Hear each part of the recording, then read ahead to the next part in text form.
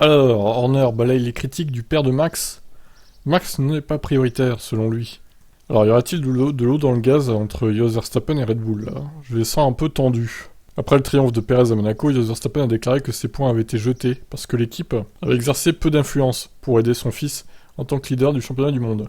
Cependant, Horner a soutenu la décision de l'équipe et a insisté sur le fait que Perez, qui vient de signer une prolongation de contrat de 2 ans, est sur un pied d'égalité avec Verstappen.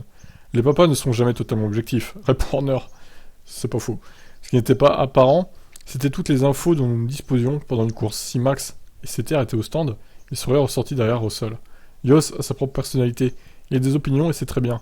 C'est son opinion. La réalité, pour nous, est évidemment légèrement différente. Ce n'est pas un problème. Horner insiste sur le fait que si Perez surpasse son équipier, comme il l'a fait à Monaco, il recevra le premier appel en termes de stratégie pendant la course.